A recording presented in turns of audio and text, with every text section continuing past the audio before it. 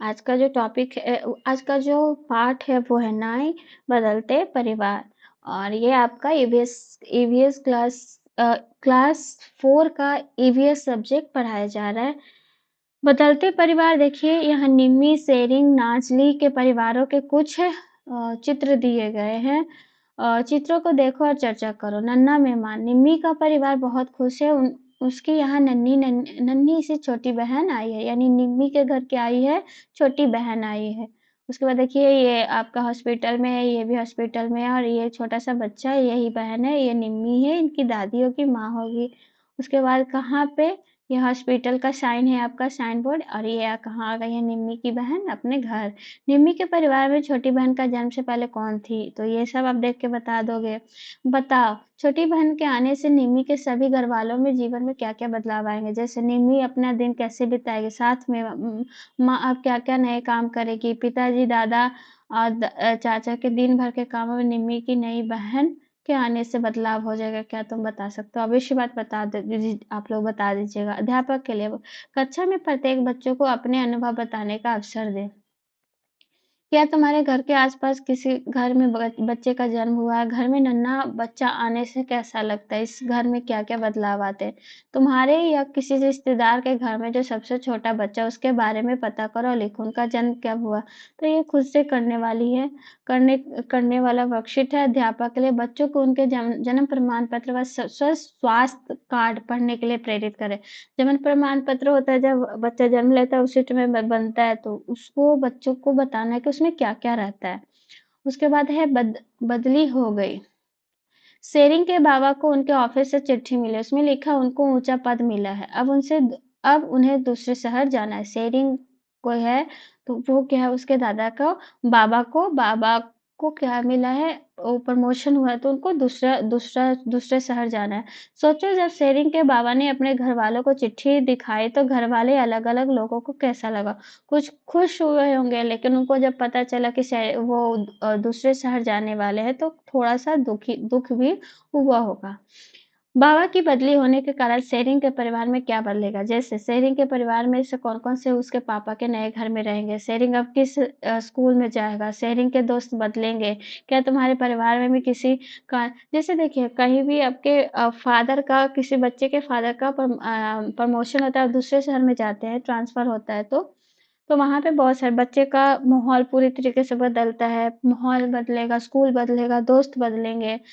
तो शेयरिंग के लिए बहुत नया जगह होगा। क्या तुम्हारी कक्षा स्कूल में भी दूसरी जगह के बच्चे आए? यदि हाँ तो उससे बातचीत करो। वैसे भी स्कूल में आते जाते रहते नए बच्चे। शादी, अब नाजली के यहाँ सब बहुत खुश है। उनके बड़े चचेरे भाई की शादी है, यानी कि नाजली कोई है तो नाजली के भाई की क्या है, शादी हो रही है। देखिए शादी में बैठी हुई है नाजली, उनके चाचा की शादी है। क्या इस शादी के कारण नाजली के परिवार में कुछ बदलाव होंगे? क्या क्या बदलाव होंगे? जिस घर में नाजली की भाभी आई हैं, क्या उस परिवार में भी कुछ बदलाव होंगे? क्या क्या? तुम अपनी माँ, चाची या मामी मामी से पता करो कि उनकी शादी से पहले कहाँ रहती थी। कहाँ रहती, अपनी माँ के पास रहती होगी, उसके बाद आई, बहुत सारे चेंजेस हो गए। तब उनके परिवार में कौन-कौन थे? कक्षा के दोस्तों से बात करो, पता लगाओ कि उनके घर में शादी कैसे होती है। तुम जब किसी शादी में गए थे, क्या तुमने क्या-क्या देखा? अपने कॉपी में चित्र बनाकर बताओ और चित्र भी देखो। हमने देखा कि निम्मी, शेरिंग और नाज़ली के परिवारों में अलग-अलग कारणों से बदलाव हुए हैं। ये आपका क्वेश्चन है, 3 बड़े-बड़े प्रश्न। आपके परिवार कितने सालों से यहाँ रह रहा है? तुम्हारा परिवार, दोस्त का परिवार, आसपास का परिवार, तो ये आपको करना है। अध्यापक के लिए, बदलाव ज़िंदगी का हिस्सा है, यानी कि चेंज हमेशा कांस्टेंट है, ये हमेशा होते रहता है। इन बदलावों पर बच्चों पर गहरा असर हो सकता है, इसलिए यह आवश्यक है कि चर्चा व संवेदनशीलता से करें। परिवार में 10 सालों से जो बदलाव हुए, उनके कारण लिखना है। मेरा परिवार कल, आज और कल। कल जो बीत गया, आज और कल जो आने वाला है। सभी के परिवार किसी न किसी कारण से बदलते रहते हैं। देखो तुम्हारे परिवार भी बदला है कि नहीं? जब तुम्हारे दादा-दादी या नाना-नानी तुम्हारे जैसे छोटे थे, तभी क्या तुम्हारा परिवार वैसा ही था जैसा आज है? याद है कक्षा 3 में तुम जब सितम्मा के परिवार के पेड़ का चित्र देखा था, तुम अपने परिवार के पेड़ का चित्र बनाया था। चलो फिर से परिवार का पेड़ बनाएँ।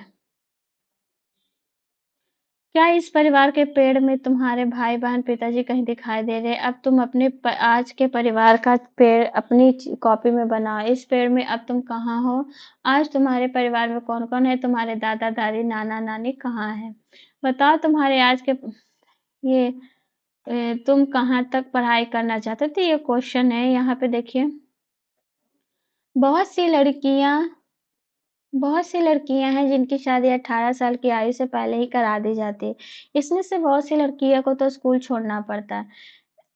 रंगारेड्डी जिले की सुशीला के समान ऐसे बहुत सी लड़कियां की सच्ची कहानी जिन्होंने फिर से स्कूल जाना शुरू कर दिया। सुशीला के आगे पढ़ने के लिए पंचायत की तरफ से भी मदद मिली। पंचायत का कहना था बच्चों के लिए खेलना और पढ़ना बहुत जरूरी है। उनका बचपन में ही शादी नहीं करानी चाहिए। आंध्र प्रदेश के लोगों का एक विशेष समूह सॉरी समूह विशेष कैंप लगता है। इस कैंप के द्वारा कम याद रखिएगा आंध्र प्रदेश के लोगों में एक क्या है विशेष कैंप लगता है। इस कैंप के द्वारा कम उम्र के की शादीशुदा लड़कियों को फिर से स्कूल भेजने में मदद की जाती है।